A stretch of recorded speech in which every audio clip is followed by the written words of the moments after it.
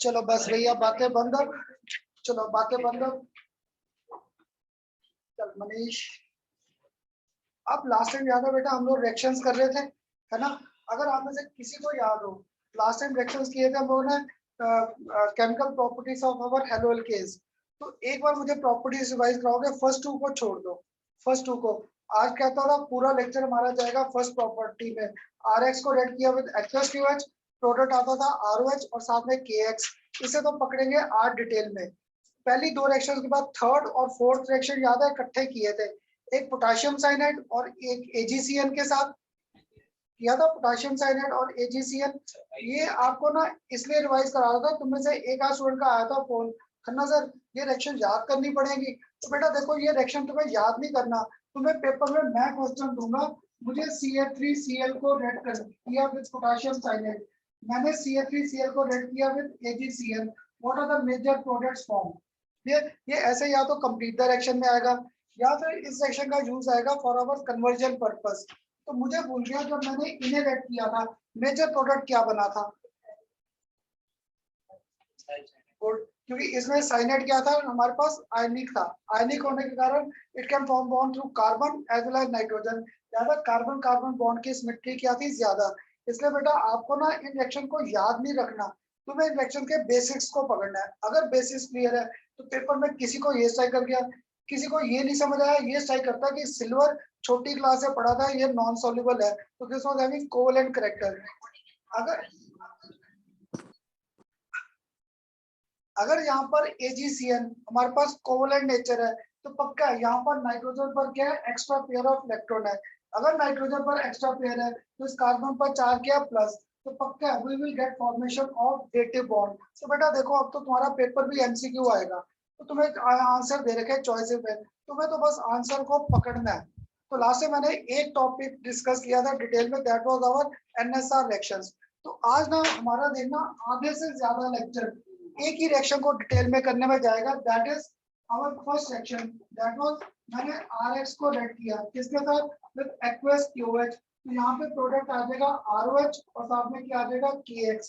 इस रिएक्शन को आज डिटेल में करना है। तो पता है क्या, कई साल पहले जब ये रिएक्शन डिटेल में स्टार्ट करते थे तो इसमें क्या होता था, किसी मैकेनिज्म में इन्वर्जन ऑफ कॉन्फिगरेशन, किसी में क्या होता था रिटेंशन ऑफ कॉन्फिगरेशन, किसी में हमारे पास क्या होता था we used to get formation of racemic mixture, तो कहीं पे कुछ। तो फिर मैंने क्या किया, कुछ साल से मैं इस सेक्शन को डायरेक्ट स्टार्ट नहीं करते, पहले सेक्शन के थोड़े से लॉजिक्स पकड़े which will be involve in our this section. तो मुझे ना आज बस 15-20 मिनट्स अगर आपने कॉन्टिन्यूस बोलने दिया, 15-20 मिनट, जो डाउट आ रहा है देखना 15-20 मिनट में धीरे धीरे खत्म होते जाएंगे, क्योंकि ये टॉपिक हमारा इकट्ठा होने लगेगा। अगर आपने इसे उठाया NCERT की बुक, उसमें तो पूरा दिया ही नहीं, उसमें तो हाथ का एग्जाम्पल देकर कंफ्यूज कर दिया इस सेक्शंस को। क्लियर? अगर पकड़ोगे CPS प्रदीप वगैरह, उसमें उसने काफी पेजेस कवर कर दिए इसी टॉपिक पे, तो मैंने उनको ना थोड़ा सा कंडेंस किया। क्लियर? मुझे यहाँ पर इसके कंपाउंड के थोड़े से डिटेल चाहिए थे। मैंने यहाँ पे कार्बन एक बार A ग्रुप, यहाँ पर सपोज मैंने B ग्रुप कर दिया, यहाँ पर मैंने कर दिया X और यहाँ पर मैंने साथ में कर दिया Y। तो चलो यहाँ पे X भी नहीं किया, यहाँ पे साथ में कर दिया D। तो देखो बेटा A B D और Y सारे ग्रुप्स अलग अलग किए। एक बार मैंने क्या किया, यहीं पे कार्बन A, यहाँ पर भी क्या कर दिया A, यहाँ पर मैंने इस बार कर दिया D और यहाँ पर मैंने साथ में क्या कर दिया Y। तो देखो यहाँ पर कार्बन पे सारे ग्रुप्स क्या थे, अलग है। अगर अलग है तो this carbon is known as asymmetric carbon atom. This carbon atom is known as asymmetric carbon atom. ये हमारे पास कार्बन एटम क्या था, asymmetric है। इस कार्बन पर देखो एटलीस्ट दो ग्रुप सेम आ गए, दो ग्रुप सेम है A और A, तो this carbon is said to be symmetric in nature. This carbon was symmetric in nature. तो मैं ना कई साल पहले इनके ये लॉजिक्स बोलता था, जो कार्बन एसिमेट्रिक है इसे हम लोगों ने एक और नाम दे दिया, this carbon is said to have chiral character और this carbon is known as chiral in nature. तो पता है क्या, इंग्लिश की लैंग्वेज के बेस पे चलते तो इसे ए कायरल होना चाहिए था। क्लियर? इसलिए तुम बच्चों को ना हर बार इनके जब क्वेश्चंस करते हैं डाउट ये आता है, खन्ना सर एसिमेट्रिक है, कायरल है, ए कायरल है या क्या है। तो मुझे भी आज देखो लेक्चर स्टार्टिंग में आपको क्लियर किया, यहाँ पर जब ये कार्बन था इसमें चारों ग्रुप्स क्या थे, अलग है। अगर all four groups are different, then this carbon is said to be asymmetric in nature. और इसे एक particular नाम क्या दे दिया? Name. This carbon is also known as chiral, or this center is known as chiral center, where we are having four different groups present around our central atom. पर यहाँ पर क्या हुआ? At least दो group same आ गए. अगर दो group same आ गए, then this carbon is said to be achiral in nature. तब हम लोगों ने इसे नाम क्या दे दिया? achiral. तो तुम्हारे पेपर में सबसे आसान क्वेश्चन आ सकता है, मैं मॉलिक्यूल दूंगा, उसमें कार्बन पर स्टार बना देंगे. यू हैव टू शो, आपको उसे शो करना है कि वो एसिमेट्रिक है या सिमेट्रिक है, वो कायरल है या एकायरल है. तो ये इसलिए ना डाउट वाला पार्ट मैंने पहले लिख दिया. क्लियर? और दिमाग में क्या रखना, कार्बन पर चार ग्रुप डिफरेंट, तो this carbon is said to be asymmetric. Asymmetric है तो इसको नाम दे दिया कायरल. इंग्लिश की लैंग्वेज में चलता तो ए कायरल आना चाहिए था, पर रिवर्स है. क्लियर? तो एसिमेट्रिक को कायरल और सिमेट्रिक को हम लोग क्या नाम देते हैं? ए कायरल. अगर तुम में से एक को आ रहा खन्ना से ये बोर्ड पर क्या ड्रॉ कर दिया है, इसका मीनिंग क्या था बेटा? ये दोनों लाइंस पैरेलल थे, ये दोनों बॉन्ड्स है पैरेलल टू दिस बोर्ड, वो इस बोर्ड के प्लेन में थे. जब मैंने ऐसे ड्रॉ किए तो एक लाई करता है इनसाइड द प्लेन और एक बॉन्ड कहाँ लाई करता है? Outside the plane. तो this was our 3D representation of our compound. ये 3D था. ए और B means these represent our bond along the plane, ये प्लेन में थे. इनका मीनिंग क्या था? एक बॉन्ड इनसाइड द प्लेन और एक बॉन्ड हमारे पास क्या आ गया? Outside the plane. जैसे 11th क्लास से ऐसे कराता था. ये 3D कंसेप्ट है. जब 3D कंसेप्ट है, दो बॉन्ड ऐसे आ गए, एक बॉन्ड का आ रहा है बाहर या कहाँ चला गया? इनसाइड. तो this structures are said to be 3D in nature. इसके ना बाकी जो क्वेश्चंस हैं आर और एस के, वो बेटा आते हैं सिर्फ कंपटीशन में, इसलिए उसे हम लोग अभी नहीं पकड़ेंगे. कंपटीशन तुम्हारा है जाकर मार्च अप्रैल में. क्लियर? तो मेरा क्या होता है, जब ऑर्गेनिक के चारों चैप्टर्स खत्म होते हैं तब एक एक्स्ट्रा क्लास में we cover their R S configuration concept, क्योंकि वो सीबीएसई में नहीं आने. क्लियर? और कंपटीशन का क्या होता है, भूल जाते हो तुम बच्चे. ये मेरा एक लास्ट टॉपिक होता है कंपटीशन क्लास का, आर एंड एस, वो वहीं पे पकड़ेंगे. क्लियर? तो आज बस आपको एक सिमेट्रिक और एसिमेट्रिक, कायरल और एकायरल का पहला सिंपल कंसेप्ट दिया. सबको क्लियर? हाँ जी बेटा, ग्रुप में यस सर. सबको क्लियर है? किसी को हाँ जी डाउट? सर. No sir. हाँ जी क्लियर है. अगर यहाँ तक क्लियर है,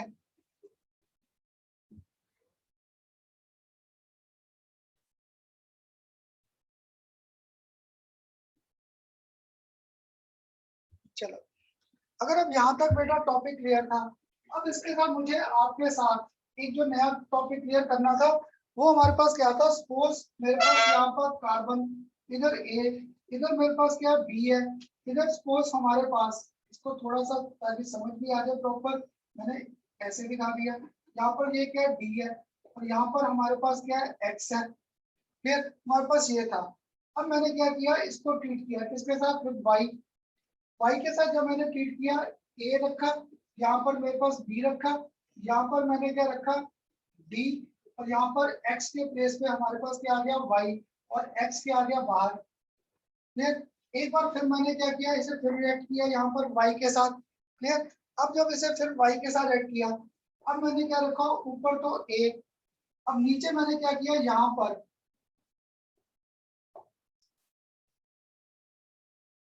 अब मैंने यहाँ पर नीचे क्या किया? बी इधर आ गया, बी यहाँ पर आ गया, और यहाँ पर मेरे पास क्या आ गया? वाई. क्लियर? तो देखो बेटा, एक स्टूडेंट अगर ध्यान से देख रहे हैं, ए बी डी को सेम रखा. जहां पर मेरे पास एक्स था, मैंने एक्स को किया बाहर और वाई को क्या कर दिया? एंटर. तो मैंने यहाँ पर इनकी सिमेट्री डिस्टर्ब नहीं की. जहां पे एक ग्रुप था उसे बाहर करके नया ग्रुप अटेन कर दिया. तो this concept was known as retention of configuration. This is known as our retention of configuration. इसमें हमारे पास क्या था? Retention of configuration. मैंने यहाँ पर कॉन्फ़िगरेशन को डिस्टर्ब नहीं किया. अब अगर तुम लोग यहाँ पर देखो, मैंने पूरा का पूरा रिवर्स कर दिया. हाँ जी, बी को उठाकर इधर से ले गया ऑपोजिट साइड, डी को यहाँ से ले गया ऑपोजिट साइड, जहाँ पे एक्स था उसको ले गया कंप्लीटली ऑपोजिट साइड. तो this is known as our complete inversion. This was known as inversion of configuration. Clear? तो बेटा आज जब हम लोग मैकेनिज्म्स करेंगे वहां पे यही कंसेप्ट होगा. किसी में there will be retention of configuration, यानी जहां पर ग्रुप प्रेजेंट था उसी ग्रुप को बाहर किया, वहां पे नया ग्रुप अटैच कर दिया. दूसरे केस में मैंने क्या किया, कंप्लीट इन्वर्जन ऑफ कॉन्फ़िगरेशन। ये complete of inversion of configuration जिसको मुश्किल लगा करना, सर कैसे किया, एक सिंपल सा एग्जांपल देता हूँ। तो बाइक पे जा रहे थे तुम बच्चे, अभी भी शायद बाहर बारिश थी, है ना, तो मेरे जैसे के पास ना रेनकोट वगैरह तो था नहीं, अम्ब्रेला लेकर बैठ गया पीछे, क्लियर, पीछे वाली सीट पे अम्ब्रेला लेकर बैठ गया। और चला कोई स्टूडेंट ऐसा रहा जो बड़ी स्पीड पे, तो जब स्पीड पे चला रहे थे तो मैंने अच्छा अम्ब्रेला को टाइटली होल्ड कर रखा था, तो क्या होगा, उसका जो विंग्स थे ऐसे वो कंप्लीटली उल्टे नहीं हो जाते, क्लियर, वही इन्वर्जन ऑफ कॉन्फ़िगरेशन में ही हो गया। कि दैट मीन जब तुम लोग छाता लेकर जा रहे थे तो क्या हुआ, हवा काफी तेज थी, बाइक तेज चला रहे थे, तो सारे के सारे जो विंग्स उसके ऐसे थे वो कंप्लीटली ऑपोजिट हो जाते हैं। जब वो कंप्लीटली ऑपोजिट चले गए, यही नहीं हो गया कंप्लीट इन्वर्जन ऑफ कॉन्फ़िगरेशन, इसे हम लोग कह सकते हैं इन्वर्टेड अम्ब्रेला। तो बड़ी बार पेपर में आपको ना इन्वर्जन ऑफ कॉन्फ़िगरेशन नहीं, हम लोग डाल देते हैं इन्वर्टेड अम्ब्रेला। तो इन्वर्टेड अम्ब्रेला बोल दूं या inversion of configuration means one and same thing, clear. तो देखो मेरे पास स्टार्टिंग मटेरियल ये था, या तो रिटेंशन या फिर मेरे पास क्या हो गया, इन्वर्जन ऑफ कॉन्फ़िगरेशन। अब तुम लोग जो प्रोबेबिलिटी पढ़ते थे, चांसेस था, मेरे पास ए प्रोडक्ट ये है और बी प्रोडक्ट ये है, तो एक पॉसिबिलिटी मेरे पास क्या हुआ, मेरे पास मिक्सचर बन गया जिसमें 50% ऑफ ए और साथ में क्या बना 50% ऑफ बी। मेरे पास जो मिक्सचर बना उसमें 50% ए बन गया और 50% क्या बन गया, बी। दैट मीन 50% में we are having retention of configuration और 50% में we are having complete inversion of configuration taking place. This mixture is given specific name. इस मिक्सचर को हम लोगों ने आज नाम दे दिया रेसमिक मिक्सचर।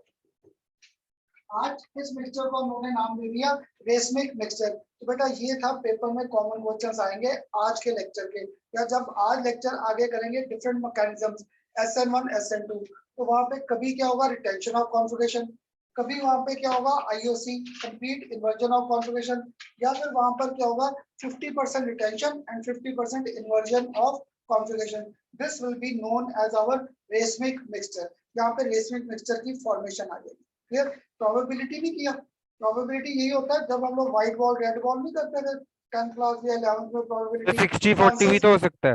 आप ना यहाँ पर हमारे पास 50-50 इसलिए थे, मैंने 60-40 को नाम नहीं दिया, मैंने रेसमिक मिक्सचर किसको नाम दिया 50% ए 50% बी, मैंने कुछ सोचकर इसको नाम दिया था।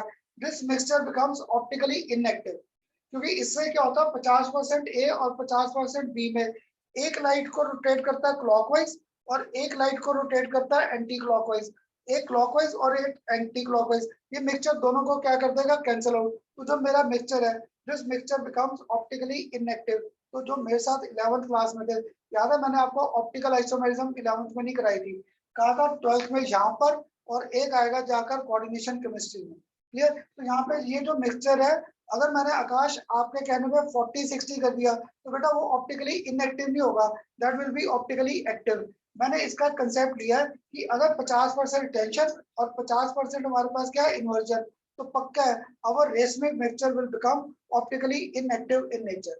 तो बेटा अब देखो टॉपिक को स्टार्ट करने से पहले कायरल और अकायरल, एसिमेट्रिक और सिमेट्रिक, रिटेंशन या इन्वर्जन ऑफ कॉन्फ़िगरेशन, या फिर क्या था फॉर्मेशन ऑफ रेसमिक मिक्सचर, ये कंसेप्ट जब बोलूंगा बार बार क्लियर हो जाएगा मैं किसके बारे में बात कर रहा हूँ।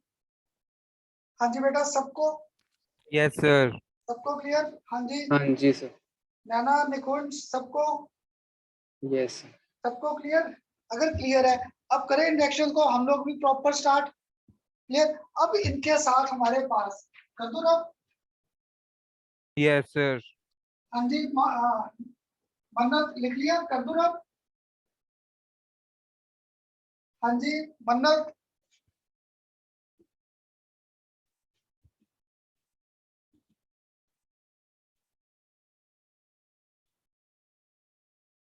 क्लास में नहीं है।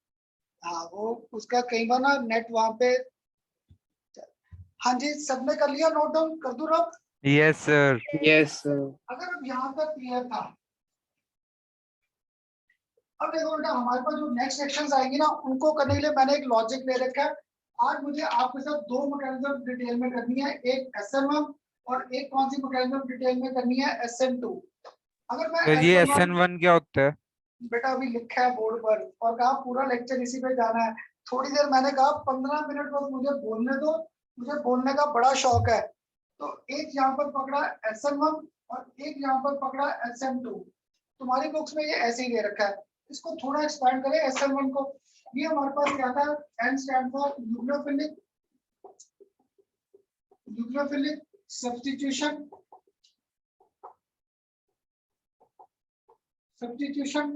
reaction of one stand for first order. SN1 stand for our nucleophilic substitution reaction of first order. अब दूसरी बार मैंने यहाँ पर SN के ऊपर क्या लिखा है, 2। अगर 2 लिखा है तो देखो न्यूक्लियोफिलिक सब्स्टिट्यूशन रिएक्शन ऑफ, यहाँ पर ये क्या आ जाएगा, सेकंड ऑर्डर। बेटा आज से ना हमारे पास इस चैप्टर की मैकेनिज्म स्टार्ट होगी। पूरे हमारे 12th के चैप्टर्स अगर चारों चैप्टर्स इकट्ठे करते हैं तो हमारे पास 6 या 7 मैकेनिज्म्स है। अब तुम्हारे क्या हुआ, पेपर में हमारे डिस्ट्रीब्यूट हो गए सिर्फ 2 चैप्टर, तो इनमें हमारे पास 4 या 5 मैकेनिज्म्स है। 2 मैकेनिज्म्स हमारे पास इस चैप्टर में आ जाएंगी, 3 मैकेनिज्म्स शायद आएंगी अल्कोहल में। तो क्या होता था लास्ट ईयर तक, तो आपके फाइनल पेपर तक एक मैकेनिज्म जरूर आती थी। अब एमसीक्यू में मैकेनिज्म्स तो नहीं आएंगी, पर मैकेनिज्म के लॉजिक्स आ जाएंगे। तो जो मेरे साथ 11th में थे, मैं उनको कहता था मुझे मैकेनिज्म्स ना याद नहीं रहती, हम लोग इधर इनके लॉजिक्स पकड़ेंगे। तो देखो मैंने सब्स्टिट्यूशन रिएक्शन करना है एक फर्स्ट ऑर्डर, एक सब्स्टिट्यूशन रिएक्शन करना है सेकंड ऑर्डर। याद है ऑर्डर के कंसेप्ट केमिकल काइनेटिक्स में किया था। अगर रिएक्शन फर्स्ट ऑर्डर था तो that mean rate determining step में एक ही रिएक्टेंट था। अगर वो सेकंड ऑर्डर था तो पक्का था रेट डिटरमिनिंग स्टेप में we have got 2 reactants involved. तो मैंने ना यहाँ पर आपके साथ सिंपल सा लिखा रिएक्शन RX, इसको रेट किससे किया, एक्वस QH। तो प्रोडक्ट क्या मिला, ROH, और साथ में क्या मिला, KX। क्लियर। तो बेटा आज इसी रिएक्शन को डिटेल में करना था। अगर ये रिएक्शन फर्स्ट ऑर्डर है, अगर ये रिएक्शन हमारे पास क्या थी, फर्स्ट ऑर्डर, तो that means reaction was dependent only on the concept of our haloalkane, क्योंकि दोनों में से हेलोल्केन मेन है।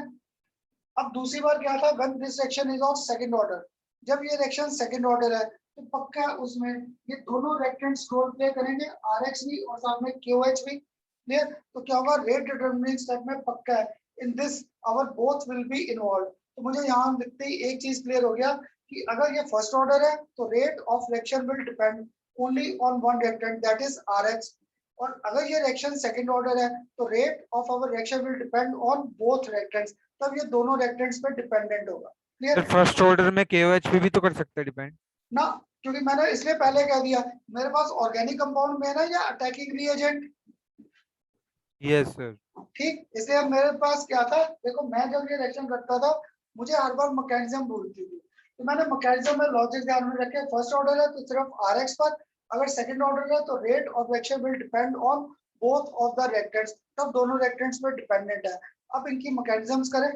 अगर अब इनकी मैकेनिज्म्स, हाँ ये लिख लो पहले एक बार, लिख लो SN1 और SN2 को full expanded form.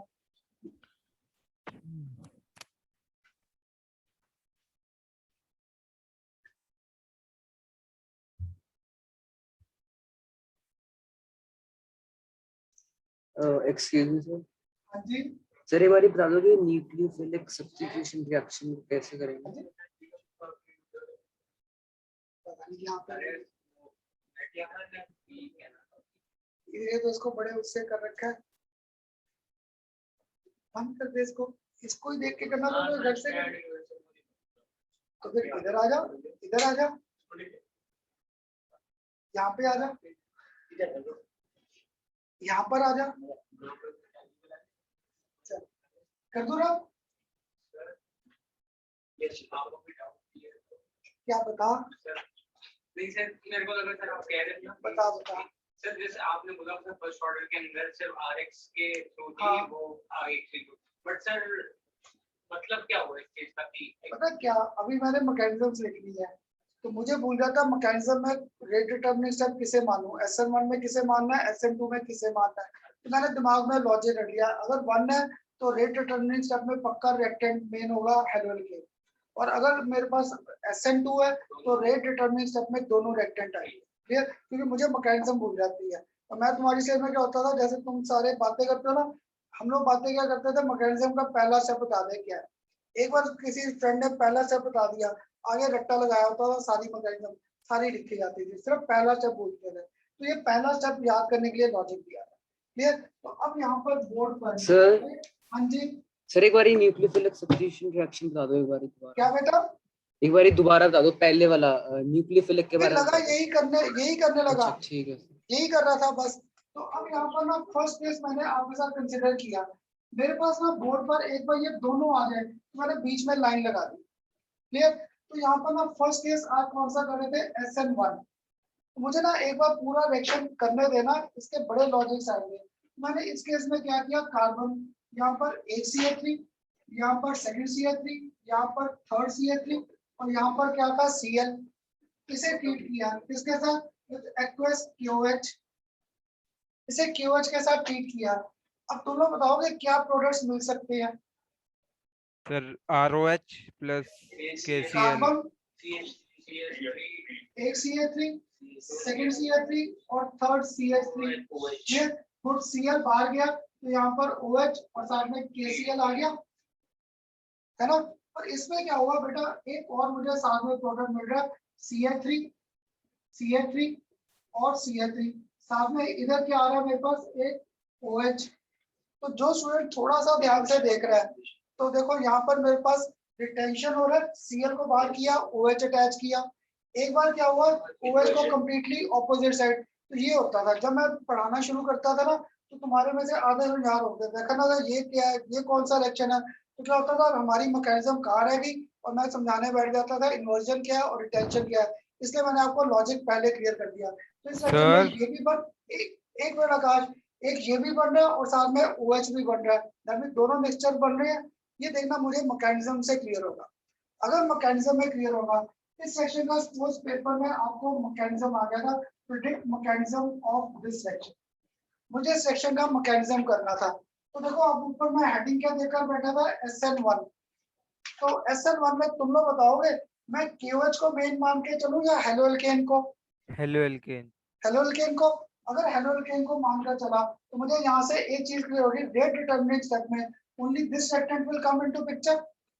Rate determining step में सिर्फ यही रिएक्टेंट आएगा। अगर यही रिएक्टेंट आएगा तो मैंने ये आपके साथ लिखा है CH3, यहाँ पर क्या है CH3, यहाँ पर क्या है CH3, यहाँ पर Cl, दिस अंडरगोस आयोनाइजेशन। ये मॉलिक्यूल टूटेगा, कहाँ से टूटेगा, Cl है ना, कार्बन की तरफ से कार्बन की क्लोरीन। साइड से टूटेगा। अगर कार्बन की साइड से टूटेगा तो दैट यहाँ पर Cl पे चार्ज नेगेटिव, तो साथ में मेरे पास कार्बन पे CH3, कार्बन पे CH3, कार्बन पे CH3 और प्लस। तो ये आ गया फॉर्मेशन ऑफ कार्बोकेटाइन, आ गया कार्बोकेटाइन। और जिसको मेरे साथ इंटरमीडिएट का कंसेप्ट याद है, याद आपको कहा था इंटरमीडिएट को बनाना मुश्किल है, को बनाना मुश्किल है। एक बार बन गया immediately takes part in the course of action. अगर ये बनाना मुश्किल है तो दैट मींस ये स्टेप क्या हो गया, स्लो, तो रेट डिटरमिनिंग स्टेप हो गया। किसी को मेरा थंब रूल अगर याद था काइनेटिक्स में, जब काइनेटिक्स का चैप्टर कर रहा था वहां पे आपको बोलता था जो हमारा रेट डिटरमिनिंग स्टेप है, जिस स्टेप में इंटरमीडिएट बनता है, that was our slow step. क्यों, क्योंकि इंटरमीडिएट को बनाना मुश्किल है। किसी को देखो केमिकल काइनेटिक्स याद, किसी को वैसा याद स्टार्टिंग जो पहले 2 लेक्चर्स बेसिक लगाए थे, फॉर्मेशन ऑफ कार्बोकेटाइन का कंसेप्ट, यहाँ पर इंटरमीडिएट बन रहा है तो पक्का है दिस स्टेप वाज स्लो, तो this step serves as our rate determining step. ये रेट डिटरमिनिंग स्टेप आ गया, क्लियर। अब क्या था, ये स्टेप आती, अब हम इसका सेकंड स्टेप लिखना है। तुम लोग थोड़ा ध्यान से देखकर बताओगे इस कार्बन की हाइब्रिडाइजेशन क्या है, sp3 sp2 अगर था तो तुम्हारे साथ बेसिक किया था 3 बॉन्ड, 360 को 3 से किया 120, तो ट्रायंगुलर प्लेनर पे घुमाते थे, ट्रायंगुलर प्लेनर पे। तो दैट मीन क्या था यहाँ पर, अब क्या हुआ, मैं इस पीसी को यहाँ पर, अब यहाँ पर मेरे पास क्या था, एक CH3, यहाँ पर मेरे पास क्या था, सेकंड CH3 और यहाँ पर मेरे पास क्या था, थर्ड CH3, इस पे चार्ज प्लस। तो अब क्या हुआ, देखो बेटा ये मेरे पास प्लेन था, प्लेन, इस पे पॉजिटिव चार्ज है। अब ट्रायंगुलर प्लेन था, ये प्लेन पे चार्ज क्या था, पॉजिटिव है। तुम लोग बताओगे KOH में से कौन सा पार्ट अटैक करेगा यहाँ पर, OH नेगेटिव, OH है ना, क्योंकि पॉजिटिव पॉजिटिव को रिपेल करेंगे, OH नेगेटिव। अब देखो बेटा स्फीयर पे पॉजिटिव चार्ज है, अगर पॉजिटिव चार्ज है तो OH वहीं पे आके अटैच हो गया जहां पर Cl था, या कंप्लीटली ऑपोजिट साइड भी आ सकता है क्योंकि पूरे प्लेन पे चार्ज किया पॉजिटिव। जब पूरे प्लेन पे पॉजिटिव चार्ज है, इसको कोई रिपल्शन नहीं है, तो चाहे ये ऊपर से अटैक करे एट द सेम पोजीशन या कहां से अटैक करे फ्रॉम ऑपोजिट साइड, तो दैट प्रोबेबिलिटी था 50% ऊपर से अटैक कर गया, 50% नीचे से। क्यों? क्योंकि यहाँ पर कहीं पे भी इसको रिपल्शन नहीं थी। अगर रिपल्शन नहीं था तो यहाँ पर मेरे पास अटैक किसका आ रहा है? OH negative. तो हो सकता है OH नेगेटिव यहाँ पर अटैक करे। अगर यहाँ पे अटैक किया तो पहला प्रोडक्ट CH3, यहाँ पर भी क्या था? CH3, यहाँ पर भी क्या था? CH3, और यहाँ पर मेरे पास क्या आ गया? OH। अब दूसरी पॉसिबिलिटी क्या थी? यही OH ऑपोजिट साइड से भी अटैक कर सकता है, तो we get formation of 1 CH3, second CH3 और थर्ड CH3। यहाँ पे क्या आ गया? OH।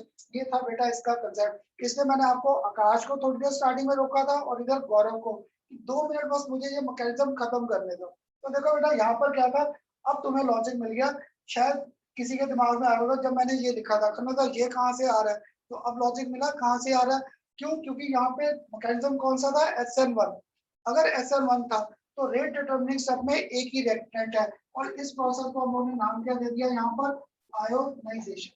तो फर्स्ट स्टेप में क्या था? आयोनाइजेशन। तो पक्का है रेट डिटरमिनिंग स्टेप यही होगा, क्योंकि here we are getting formation of our intermediate. जिस स्टेप में इंटरमीडिएट बनता है वो स्टेप पक्का क्या था? स्लो है। तो रेट डिटरमिनिंग स्टेप एक आ गया SN1 मैकेनिज्म। और जैसे ये पॉजिटिव चार्ज आया, अब प्लेन पे पॉजिटिव है तो नेगेटिव ऊपर से भी अटैक कर सकता है, नेगेटिव नीचे से भी कर सकता है। तो आधे में रिटेंशन हो गया, आधे में क्या हो गया? Inversion. So we get formation of racemic mixture in our this section. अब बताओ बेटा, सबको पहली मैकेनिज्म क्लियर? SN1 देख लिया? एक मिनट बस। अरे दोनों चीजें तो सेम ही बनी है सर, लास्ट में तो फायदा क्या सर, एक ही बार लिख दो। फायदा क्या है? इसमें OH कहाँ पे आ रहा है? This side. दूसरे में OH कंप्लीटली ऑपोजिट साइड नहीं आ रहा, सर तो क्या हो जाएगा? ये ऑप्टिकली इनएक्टिव नहीं हो जाएगा? आधा लाइट को रोटेट क्या करेगा? क्लॉकवाइज। आधा लाइट को रोटेट क्या करेगा?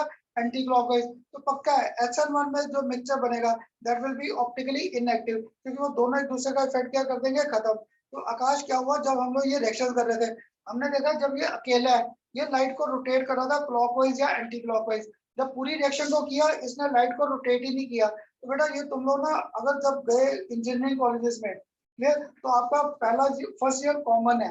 जब फर्स्ट ईयर कॉमन है तुम सबको केमिस्ट्री, फिजिक्स और मैथ्स सब पढ़ना पड़ता है। तो वहां पर ये इसके प्रैक्टिकल्स आएंगे फिजिक्स में, डिस्पर्शन ऑफ लाइट के। तो वहां पे क्या होता है, मैंने भी आपके जब यूनिवर्सिटी में था प्रैक्टिकल्स किए थे, या तो माइक्रोस्कोप रोटेट करता है हमारा क्लॉकवाइज, या वो माइक्रोस्कोप जाता है एंटी क्लॉकवाइज। तो अगर वो क्लॉकवाइज आ रहा है तो वो हमारे पास लाइट रोटेशन का कंसेप्ट होता है, या वो ऊपर जाएगा, इसमें वो कहीं रोटेट करेगा ही नहीं। क्यों? क्योंकि ये रेसमिक मिक्सचर बन गया, यहाँ पे रोटेशन ऑफ लाइट का कंसेप्ट है।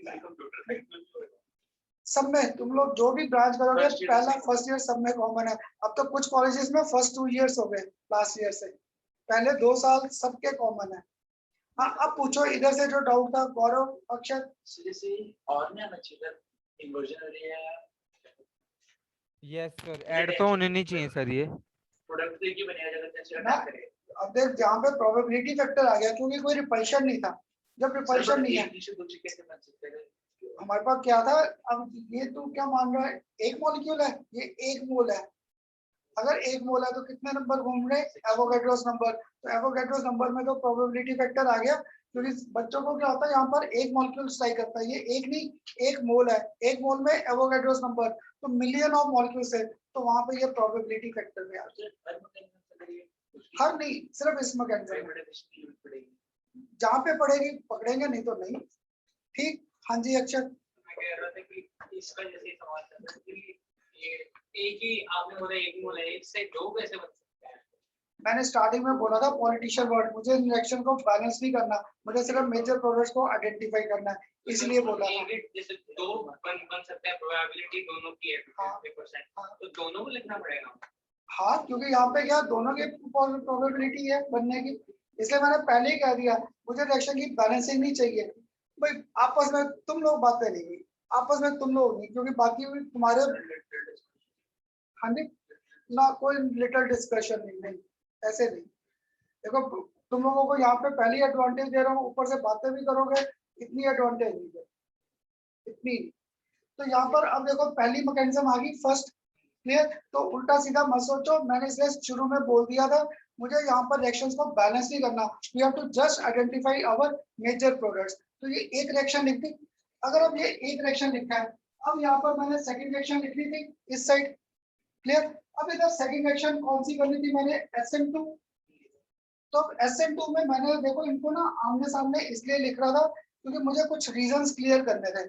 अब सेकंड टाइम मैंने क्या किया, यहाँ पे कार्बन एक H, यहाँ पर सेकंड H, यहाँ पर थर्ड H और यहाँ पर Cl, तो क्लोरोमीथेन ले लिया। हाँ जी, क्लोरोमीथेन। अब इसको रेड किया किसके साथ, with aqueous KOH, aqueous KOH। तो एक प्रोडक्ट तो मुझे पक्का है यहाँ पर, we will get formation of KCl। Second तुम लोग बताओ क्या बनेगा, CH3OH। है ना, Cl बाहर जाएगा, OH आएगा। इस बार मैंने थोड़ा सा लॉजिकली फर्स्ट H, यहाँ पर सेकंड H और यहाँ पर थर्ड H, अब मैंने OH कर दिया इस साइड, क्लियर। अभी देख मैंने जस्ट स्टार्ट किया है, तो यहाँ पर Cl, अब यहाँ पर मैंने क्या कर दिया OH। तो देखो यहाँ पर क्या हो रहा है, रिटेंशन, इन्वर्जन, या मालूम ही नहीं, इन्वर्जन हो रहा है, ये जो बैठा मेरे साथ कहता मालूम ही नहीं। तो इधर Cl इन्वर्जन का हो रहा है। OH कहाँ चला गया, कंप्लीटली ऑपोजिट साइड, इसलिए शुरू में क्लियर किया था IOC, here complete inversion of conjugation takes place. तो अब तुम में से एक स्टूडेंट पहले ही साफ उठा खन्ना सर वाई, मैंने आपको पहले कहा था मुझे एक बार मैकेनिज्म लिखने दो, क्लियर। तो अब मुझे इस सेक्शन पर यहाँ पर क्या करना था, मैकेनिज्म। अब ना अभी आप मैकेनिज्म लिखना मत, अभी मत लिखना जब तक मैं ना बता दूं। अब देखो यहाँ से तुम लोग बताओगे, यहाँ से जो ग्रुप बाहर जा रहा है उस पर चार्ज क्या है, Cl नेगेटिव।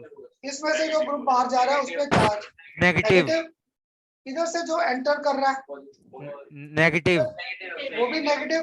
तो तुम में से ना एक ने मुझे क्या कहा खन्ना सर, अब देखो यहाँ पे जो पहला स्टेप आएगा, मैकेनिज्म कौन सी थी, SN2 है। अगर SN2 है तो that mean rate determining step में यहाँ पर both reactants will be involve, यहाँ पर दोनों इन्वॉल्व होंगे।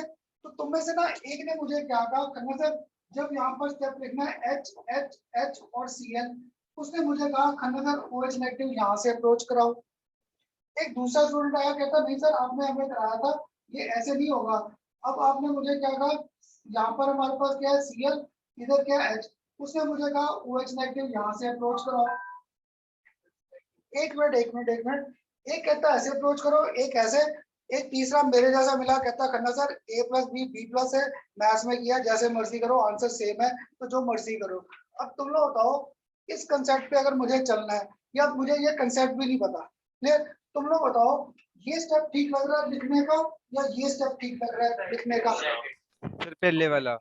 हाँ जी, दूसरे वाला से फिर पहले वाला। पहले वाला, ये ग्रुप बाहर जा रहा है उस पर चार्ज क्या है, नेगेटिव। नेगेटिव। तो ये ग्रुप बाहर जा रहा है, जो ग्रुप एंटर कर रहा है उसमें भी चार्ज क्या है, नेगेटिव नेगेटिव क्या करेंगे। पर सर जो ग्रुप बाहर जा रहा है वो भी नेगेटिव है। ठहर जा, तूने आंसर दे दिया। ये ग्रुप नेगेटिव, जो एंटर कर रहा है वो भी नेगेटिव, तो दोनों क्या करेंगे, रिपेल, एनर्जी ज्यादा, स्टेबिलिटी कम, इसलिए ये पहला अटैक कभी होगा ही नहीं। ये हम लोगों ने कहा किया था, orientation factor of chemical kinetics, वहां पे किया था। तब मैंने आपसे कहा भी था कि आज पढ़ा रहा हूँ ओरिएंटेशन केमिकल काइनेटिक्स, इसे यूज करेंगे आगे जाकर ऑर्गेनिक में। तो ये पहला अटैक कभी हो ही नहीं सकता। इसलिए क्या था, जहां से नेगेटिव चार्ज बाहर जा रहा है, नेगेटिव चार्ज जहां से बाहर, तो पक्का है ये जो OH नेगेटिव है that will always enter from opposite side. क्यों, क्योंकि यहाँ पर क्या होगा, दोनों नेगेटिव चार्ज दूर, रिपल्शन कम, एनर्जी कम, स्टेबिलिटी ज्यादा। इसलिए बेटा जब मैं भी नया नया पढ़ाता था इन मैकेनिज्म से कंफ्यूज होते। अब गौरव क्लियर हुआ कि क्यों यहाँ पर इन्वर्जन हो रहा था, क्योंकि ये सब कभी आएगा ही नहीं। और अब मुझे कैसे स्ट्राइक किया, हाँ जी हाँ जी, इससे पहले वाला एक्शन मान चलो उसके अंदर आपने नेगेटिव नेगेटिव देंगे, क्लोरीन के ऊपर नेगेटिव चार्ज ना, और यहाँ पे देख रेट डिटरमिनेशन में सिर्फ ये बना है, क्लियर, सिर्फ बॉन्ड टूटा है, क्लियर। इसमें क्या होगा देखना, बॉन्ड टूटेगा भी और फॉर्मेशन भी आएगी, क्योंकि यहाँ पर मेरे पास रेट डिटरमिनेशन में दोनों रिएक्टेंट्स इन्वॉल्व है, यहाँ पे दोनों इकट्ठे नहीं आए, पहले सिर्फ ये टूटा है, ये टूटा, टूटने के बाद इसमें OH नेगेटिव का अटैक आया ना। हम लोग खुद नहीं कर रहे, क्योंकि मुझे यहाँ ये क्या था, हम लोग जब यूनिवर्सिटी में रिएक्शंस करते हैं तो मैंने देखा ये ऑप्टिकली इनएक्टिव था, ये लाइट को रोटेट नहीं कर रहा था। तो फिर हम लोगों ने बैक गए कि इसकी मैकेनिज्म पढ़ो कि हो क्या रहा है रिएक्शन में, तब देखा कि इसका रेट डिटरमिनेशन में एक ही रिएक्टेंट आ रहा है, दूसरे का कोई रोल ही नहीं आ रहा। ये हम लोगों ने कहा किया, काइनेटिक्स में ऑर्डर नहीं फाइंड करते थे, इसका ऑर्डर 1 आ रहा था, इस सेक्शन का ऑर्डर 2 आया। इस सेक्शन में क्या हुआ, मेरे पास वो QH से कोई फर्क ही नहीं पड़ रहा था, कंसंट्रेशन कम ज्यादा करके, पर यहाँ पर कम ज्यादा करके फर्क पड़ रहा था। तो मुझे ना इन क्वेश्चन में मत लेकर जाओ, सिर्फ मैकेनिज्म पर रहने दो। क्लियर? तो अब यहाँ पर मेरे पास इसका मैकेनिज्म का अगर स्टेप लिखूं तो क्या आ जाएगा मेरे पास? यहाँ पर कार्बन एक H, 2H और H और Cl, तो पक्का OH negative will attack from opposite side. क्यों मुझे ये स्ट्राइक किया? क्योंकि मेरे अब रेट डिटरमिनिंग स्टेप में दोनों रिएक्टेंट्स इन्वॉल्व है। अगर दोनों रिएक्टेंट्स इन्वॉल्व है तो मुझे पहला स्टेप पक्का ये लिखना पड़ेगा। जैसे ये लिखा तो मुझे कोई तो व्यू कर रहा है 1H, 2H और 3H। यहाँ पर Cl टूटना शुरू हो गया, यहाँ पर OH के साथ बॉन्ड की फॉर्मेशन स्टार्ट होगी। तो we get formation of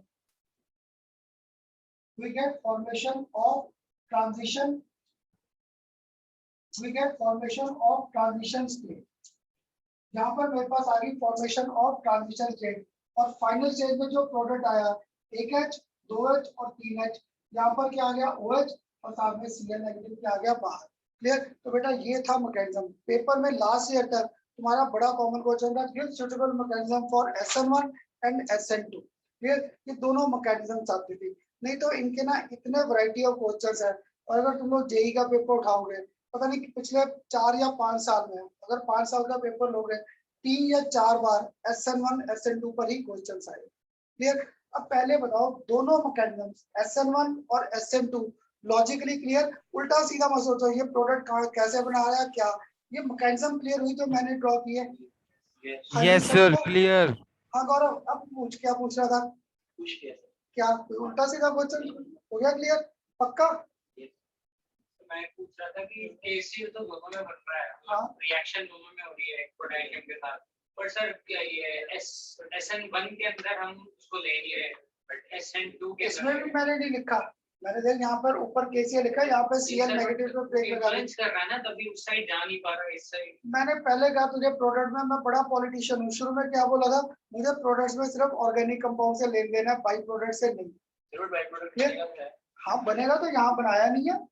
Cl negative अकेला करेगा एग्जिस्ट, K+ से कंबाइन कर जाएगा। ये लिखो ना लिखो इससे कोई फर्क नहीं, हमें मेन ये प्रोडक्ट चाहिए। हाँ अगर कंप्लीट रिएक्शन आ गई फिर अलग बात है, फिर तो ये बाई प्रोडक्ट लिखना है। हाँ इस हाँ जी ये क्वेश्चन मतलब सर ये टूटा तो सर बॉन्ड दोनों में ही है, हाँ। कार्बन के साइड से, बट सर एक के अंदर हमने उस कार्बन जो Cl है उसको लिया एंड वो रिपेल कर रहा है, इसलिए दूसरी साइड ले रहे हैं इसको। क्योंकि मैंने तुझे पहले क्लियर किया, हम लोग ना वही तुझे कह रहा था, मुझे उन चीजों में मत लेकर जा। इसका ऑर्डर क्या है रिएक्शन का?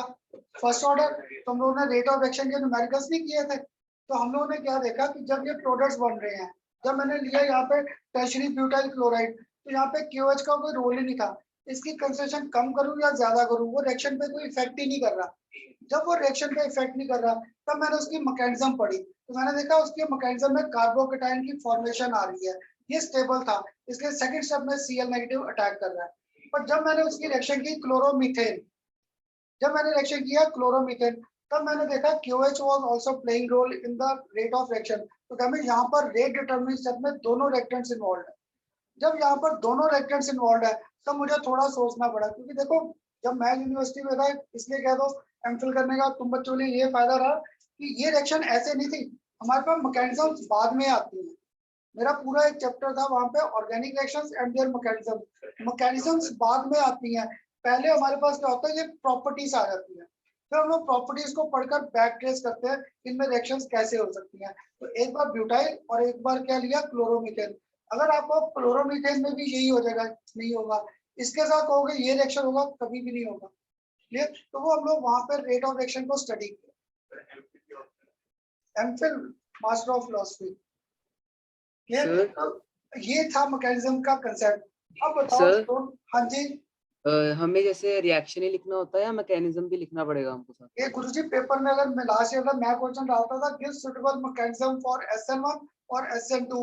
अब तुम्हें मैकेनिज्म तो नहीं आएंगी, मैं ये डाल सकता हूँ in the mechanism mixture of racemic mixture is being form, reaction will be.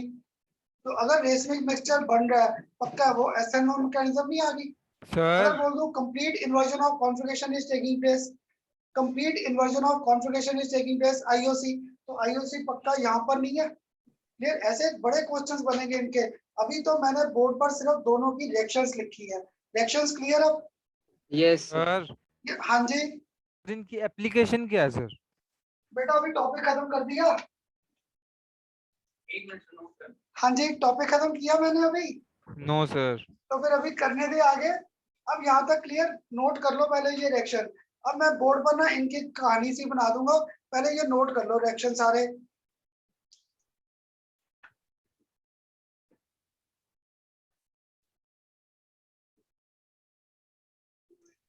हो गया सर। गौरव, ऐसे मैं डिस्टर्ब होता हूँ, मैं डिस्टर्ब होता हूँ, फिर मुझे ऐसे कोई बुलाने का शौक भी नहीं है करते यार, बिल्कुल शौक नहीं है। बड़ी देर से माने को होता है खाने का मुझे, पर बड़ी देर से दे रहा हूँ, दोनों बातें कर रहे।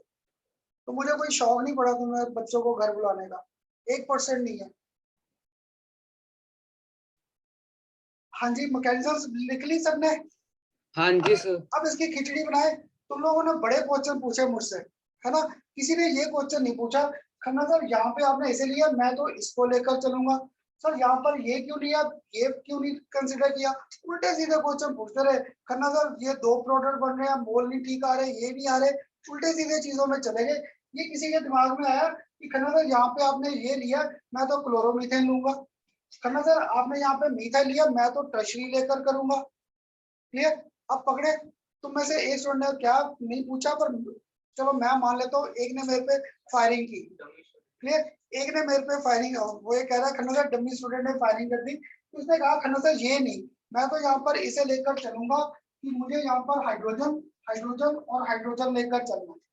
अगर मैं उसके कहने पे हाइड्रोजन ले लेता, तो देखो यहाँ पर मेरे पास क्या होता, कार्बन पर 1H 2H और 3H प्लस चार्ज आ जाता। तो सर ये स्टेबल हो जाता। कौन स्टेबल हो जाता? ये स्टेबल होगा या ये स्टेबल होगा, नीचे वाला। है ना? अगर नीचे वाला स्टेबल था, that's why we were considering tertiary. अगर मैं आपके यहाँ पे क्लोरोमीथेन ले लेता, वो इस मैकेनिज्म को कभी फॉलो ही नहीं करेगा, because then chloromethane will give us formation of methyl carbocation which was having least stability. तो ये क्या कहता है, मैंने Cl देना ही नहीं क्योंकि मेरे पास स्टेबिलिटी नहीं है। क्लियर? तो इसलिए बेटा जब भी तुम्हें रीजनिंग के क्वेश्चन आंसर्स आए SN1, we have to look for the stability of कार्बोक्टाइल।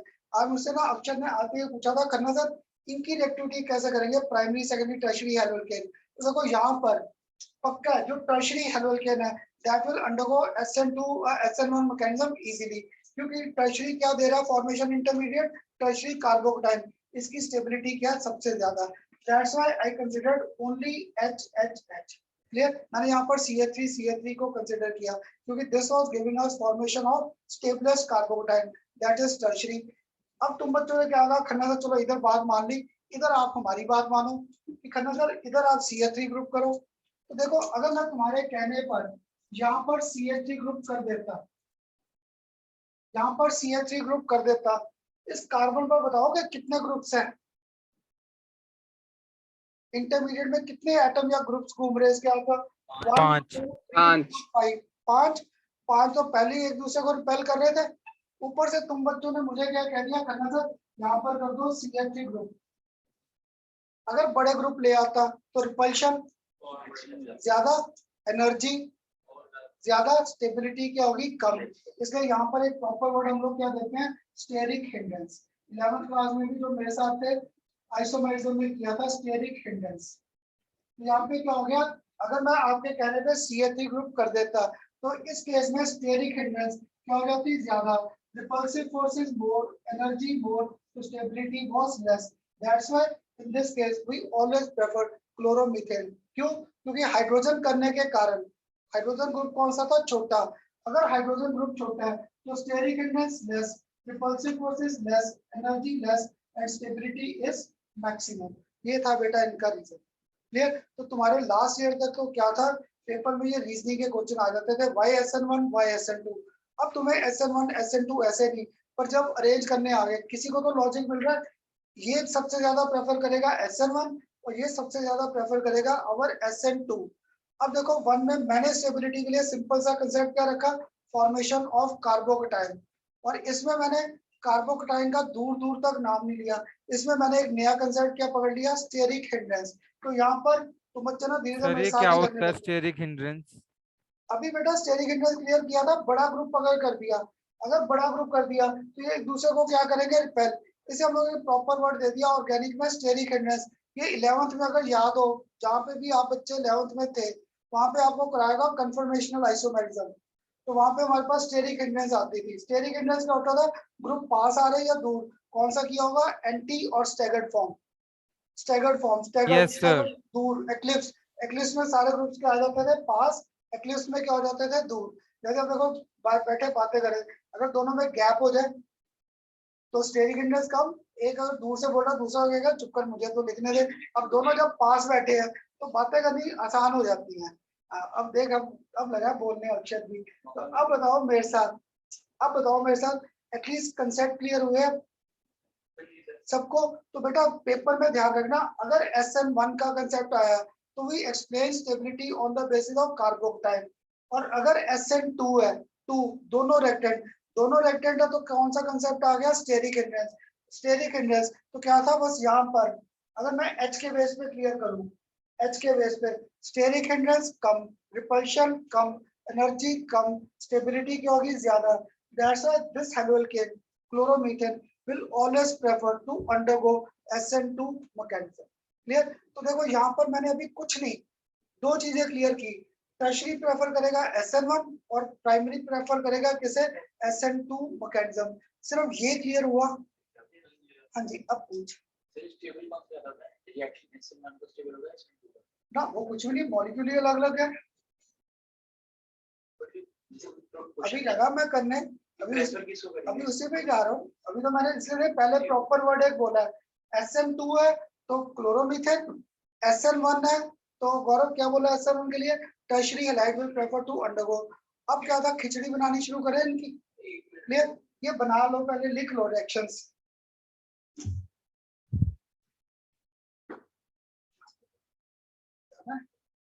इधर से आता,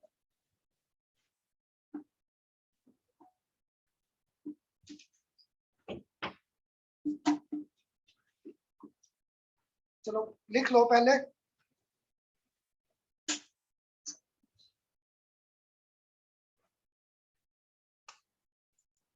कर लो, नोट कर लो, जो नहीं पढ़ा जा रहा मुझसे बता देना, क्योंकि मैंने सारा हौच पौच कर दिया था फिगर।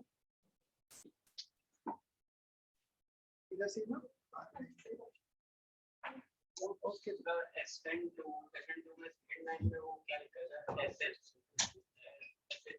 स्टेरिक हिंड्रेंस, ये steric hindrance less, repulsive forces less, energy less, stability मोर।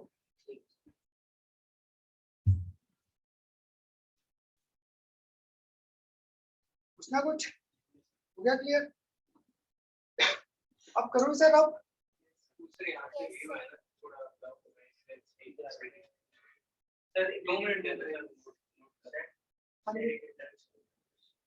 अब देख, जैसे तुम लोग सारे पास और बैठे हो ना, अगर एक इधर आ जाता तो दोनों एक दूसरे को कम मारोगे, स्टेरिक हिंड्रेंस कम होगी। अब पास में बैठे हो तो एक दूसरे को लगे ऐसे करना, क्लियर, तो मारोगे एनर्जी ज्यादा, स्टेबिलिटी कम। यहाँ पे आ जाएगा तो दोनों दूर हो गए, झगड़ा कम और पढ़ोगे आराम से। यही था, कर दो SN1 कर दो, SN2 का लास्ट वाला। अब देखो बेटा, बोर्ड पर मैंने इतनी बार ये सारे कंसेप्ट लिखे। अब अगर खन्ना सर से पढ़ रहे थे, देखा था चीजों को कंडेंस कर देते हैं, क्लियर। तो अब तो मैंने इस पूरे कंसेप्ट को कंडेंस करना था, तो ये खत्म करो तभी इसे भी रब करें। ठीक है। अब देखो तुम्हें से ना एक दो स्टूडेंट का डाउट आ रहा था, खन्ना सर अगर ये सेकंड आ जाएगा तो मैं कंपैरिजन कैसे करेंगे।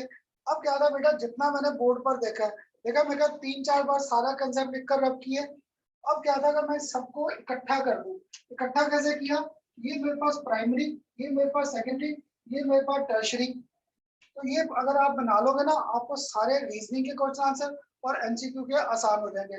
तुम लोग बताओ, प्राइमरी, सेकेंडरी और टर्शरी हेलोल्केन में कौन सबसे ज्यादा रिएक्शन में पार्ट लेगा, टर्शरी। नहीं टर्शरी, सर, क्योंकि कार्बोकेटाइन था तो हमें पक्का है। इस तरफ हमारे पास कौन सी मैकेनिज्म आ गई, SN1। और अगर मैं इस साइड मूव कर रहा हूँ तो कौन सी मैकेनिज्म आ गई, SN2। अगर तुम्हें ध्यान में हो SN1 में हमारे पास RM बन रहा था बेस मिल्क मिक्सचर, और यहाँ पर मैंने आपको याद होगा क्या बोला था, complete IOC, complete inversion of configuration, इसमें पूरा इन्वर्जन हो रहा था। इसमें जो मिक्सचर बना था दैट वाज ऑप्टिकली इनएक्टिव। तो देखो बेटा जितना मैंने अभी तक पढ़ाया है SN1 SN2 इसी लाइन में सारी चीजें नहीं आ गई, सारी चीजें आ गई, प्राइमरी सेकेंडरी टर्शरी। SN1 है अकेला रिएक्शन को आगे ले जा सकता है, जब वो अकेला रिएक्शन को आगे ले जा सकता है, Cl ने तो बाहर जाना ही है, तो that means here we look for the stability of carbocation. और जब मैं इस साइड जा रहा हूँ, इस साइड जा रहा हूँ, then we look for the concept of steric hindrance. तो मैंने कांसेप्ट कौन सा पकड़ लिया, स्टेरिक हिंड्रेंस। तो देखो ये बड़ा ना सोच समझ के आपने ऐसे चीजों को कंडेंस किया, क्लियर। ये स्टूडेंट अभी भी डाउट में था खन्ना सर क्या कंडेंस किया है, कुछ नहीं समझ आया। तो मैंने क्या किया पेपर में, अब सोच कर आंसर देना, मैंने आपको एक ये कंपाउंड और दूसरा कंपाउंड दे दिया ये, क्लियर। और पेपर में पूछा विच out of these two will prefer to follow SN1 mechanism, which out of these two will prefer to undergo SN1 mechanism, किन दोनों में से कौन SN1 को प्रेफर करेगा। तो मेरे जैसा दोनों पहले भूल गया ये बना ही क्या है, फिर पहले वाला गुड, क्योंकि देखो यहाँ पर ये डॉट है, तो हमें इसका मतलब क्या था, यहाँ पर भी CH3, यहाँ पर भी CH3, यहाँ पर भी CH3। अगर इसे ध्यान से देखो इसमें क्या हो रहा है, इधर एल्काइल और इधर alkyl, this was secondary and this was tertiary. तो टर्शियरी क्या था, वो कार्बोकेटाइन के बेस पे स्टेबिलिटी ज्यादा है, तो SN1 this will easily undergo our SN1 mechanism. तो तुम लोगों ने ना क्या किया पेपर में, मैंने खुद ये क्वेश्चन डाला था और कह दिया इन्वॉल्व्स फॉर्मेशन ऑफ इंटरमीडिएट से फॉर्मेशन ऑफ कार्बोकेटाइन। तो जिसको क्लियर था अगर ये SN1 है तो यहाँ पे पक्का फॉर्मेशन ऑफ क्या था, कार्बोकेटाइन। क्योंकि देखो तुम्हारे मैकेनिज्म्स नहीं आनी पेपर में, मैकेनिज्म्स के कंसेप्ट्स आ गए, क्लियर। तो पक्का था। अब तुम में से ना एक ने इसको तो टिक लगा दिया कि सर दिस विल प्रेफर, और स्टेबिलिटी लगा मुझे समझाने स्टेरिक हिंड्रेंस के बेस पे। तो बेटा ध्यान रखना SN1 के अगर कंसेप्ट है we just look for the stability of carbocation, मैंने वहां पे स्टेरिक हिंड्रेंस का नाम भी नहीं लेना।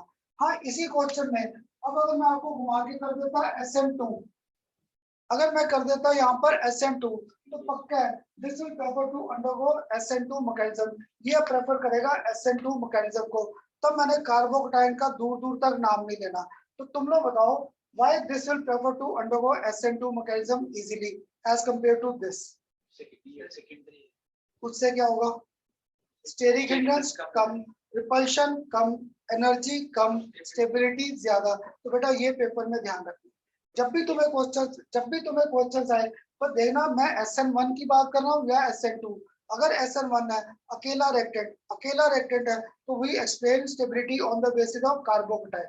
और जहां पर 2 है, 2 मींस दो चीजें आ गई और कुछ आए या ना आए स्टेरिक हिंड्रेंस आ गई। तो हिंड्रेंस कम, रिपल्शन कम, एनर्जी कम, स्टेबिलिटी ज्यादा, उसी पे पकड़कर इन्हें एक्सप्लेन कर। क्लियर। अब बता सेकेंडरी आ गया बट मुझे करा था एसिड प्राइमरी कार्बन से करा। हाँ तो अभी तूने कहा था, मैंने यहाँ पे प्राइमरी लिखा ही नहीं, मैंने सेकेंडरी और टर्शरी दे दिया। सेकेंडरी में तो हाँ एकदम वही सारी आनी नहीं, वैसे मैकेनिज्म आएगी तो सिर्फ टर्शरी और प्राइमरी की आती है, सेकेंडरी की कभी नहीं आती। सेकेंडरी के हर बार तुम्हें पेपर में ऐसे आएंगे। टर्शियरी की मुझे हाँ जब भी आएगी अगर पेपर में, अब वो मैकेनिज्म आनी नहीं पर, क्योंकि वो CBSE में सब्जेक्टिव क्वेश्चन था, अब सब्जेक्टिव तो आने नहीं, अब तुझे ये आएगा। हाँ जी हाँ बड़ी बार आया SN2 का, जब आया आपको टर्शरी के साथ या प्राइमरी के साथ। तो जब टर्शरी है मैं SN1 की मैकेनिज्म दूंगा, अगर प्राइमरी है तो I will give mechanism of SN2।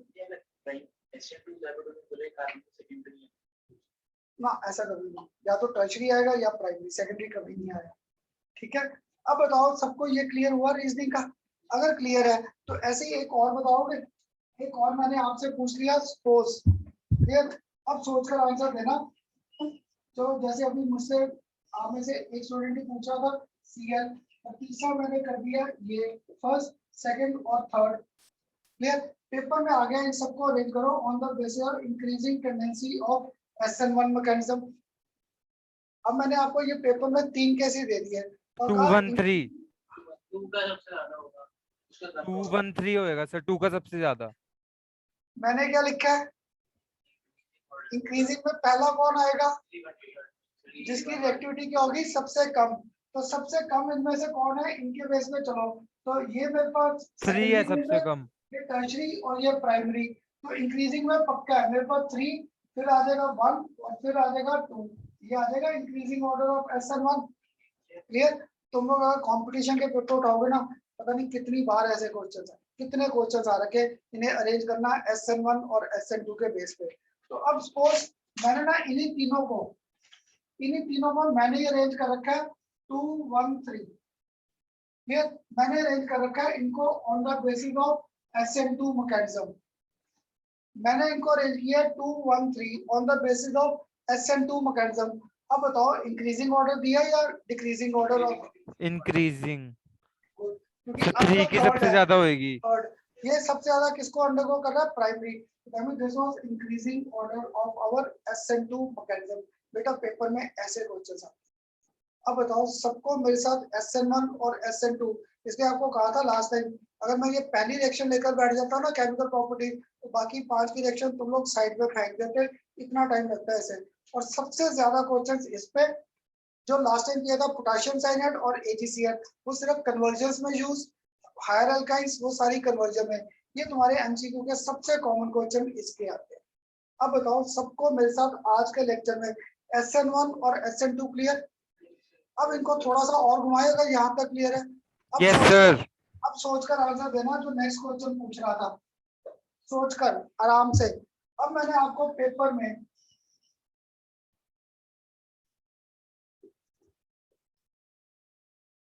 Clear और इनको किया on the basis of SN2 clear. अब बताओ ये SN2 को प्रेफर करेगा ज्यादा या सेकंड केस। सर पहले वाला। इतनी जल्दी आंसर मत करो, ये किसने किया, आकाश ने या किसने। Yes sir. हाँ आकाश, इतनी जल्दी आंसर नहीं है, पहले ये बता ये है क्या, प्राइमरी है सेकेंडरी है टर्शरी है, मुझे तो यही नहीं क्लियर। प्राइमरी। प्राइमरी है ना, अगर प्राइमरी है तो प्राइमरी मींस मैंने अपना यहाँ पे जितना कंसेप्ट पढ़ाया था साइड पे फेंक दिया। अभी तक सारे प्राइमरी सेकेंडरी टर्शरी, कभी प्राइमरी सेकेंडरी कभी सेकेंडरी टर्शरी। अब ये दोनों प्राइमरी है। अब थोड़ा सोचो आगे दोनों में से कौन ज्यादा रिएक्टिव होगा, पहला या सेकेंड। आयोडीन नीचे है, उससे क्या होगा, तो साइज बढ़ा तो बॉन्ड लेंथ को तोड़ना आसान हो गया। ये था बेटा रीजनिंग का। इसलिए आपको शुरू से कहता था एक कंसेप्ट पे रीजनिंग होगी, ठीक नहीं हो रहा तो फिर दूसरे पे चले जाओ। तो अब क्या हुआ, बड़ा अच्छा प्राइमरी सेकेंडरी टर्शरी मिला था, वही आते। पर अगर हमारी पेपर में सबसे कहता हूँ किस्मत थोड़ी सी खराब रही, तो अगर ये ऐसे केसेस आ गए तो मेरे जैसा को छोड़ के आ गया या इक्वल करके आ गया। खन्ना सर आपने तो कराया था प्राइमरी का रेट इक्वल हो गया, बेटा मैंने कहा था प्राइमरी क्लियर। और यहाँ पे तो प्राइमरी चेंज कर दिया, बॉन्ड तो टूटना ही टूटना है। बॉन्ड टूटना है तो कार्बन आयोडीन की बॉन्ड लेंथ क्या ज्यादा, अगर बॉन्ड लेंथ ज्यादा है we require less energy to break this bond. तो पक्का है इसकी रिएक्टिविटी ज्यादा और पहले की रिएक्टिविटी क्या हो जाएगी कम। ऐसे बेटा पेपर में थोड़ा सा ध्यान से पढ़कर फिर क्वेश्चंस को अटेम्प्ट कर। टॉपिक कौन सा कर रहे हैं, हेलो रील्स, पक्का मुझे बताने की तैयारी में बैठा। तो फिर हेलो केस में और किसी को कैसे पकड़ूं। हाँ जी ठीक है, हाँ जी क्लियर हुआ यहाँ तक। सर आज के लिए बहुत है सर। बहुत है, एक और Yes, थोड़ा सा sir. डोज एक और देना था। ठहर जा, एक लास्ट डोज बस, last dose. Last Okay, dose sir. और क्या दिया तुम्हें, carbon carbon carbon Cl, carbon carbon carbon Cl clear. अब यहाँ से देखो मैंने एक आपको प्रोपाइल और एक क्या दे दिया एलिलिक हैलाइड, एक प्रोपाइल और एक क्या दिया एलिलिक हैलाइड। और अब आपसे पूछा इन दोनों में से कौन प्रेफर करेगा SN1 मैकेनिज्म, इन दोनों में से which will prefer to undergo SN1 mechanism easily। पहले वाला सर पहले वाला ही आएगा। अब खैर जब पहला दूसरा पकड़ते हैं तुम लोग ना, जैसे मेरे की आदत थी या तुम बच्चे बोलते हो आंसर बोलता करना सर पहला बड़ी बार हो गया चलो इस बार दूसरा बोला था, ये मुझे आंसर देते हो खन्ना सर पहला बड़ी बार कर दिया इस बार दूसरा बोल दिया। या एक आध स्टूडेंट मिलता है खन्ना सर दूसरा स्ट्रक्चर ज्यादा अच्छा लग रहा है, फिर वो हर तरह के मिल रखे हो। पहले ये बताओ इन दोनों में कोई सिमिलैरिटी है ना। एक ने तो कहा खन्ना साहब तीन कार्बन और Cl है, यहाँ पे sp2 हाइब्रिडाइज sp3, ये भी sp3, यानी दोनों प्राइमरी फॉर्म में घूम रहे, दोनों प्राइमरी है। अगर दोनों प्राइमरी है, ये भी टूटना है, ये भी टूटना है, तो इस कार्बन पे चार्ज प्लस, तो ये रेजोनेंस स्टेबल नहीं हो रहा। याद करो पहले लेक्चर में जब तुम बच्चे खाना था, नॉमेनक्लेचर में बोर कर दिया, मैंने वो बोर नहीं किया था, तुम्हें ऐसी चीजें क्लियर की थी, क्लियर, क्योंकि इनके मेथड ऑफ प्रिपरेशन नहीं आएंगे, ऐसे इनके एमसीक्यू में क्वेश्चंस आएंगे। सर तो एक मिनट आकाश बस, तो अब यहाँ पर पक्का था, यहाँ पर क्या हुआ मेरे पास सेकंड केस में, this was getting resonance stable.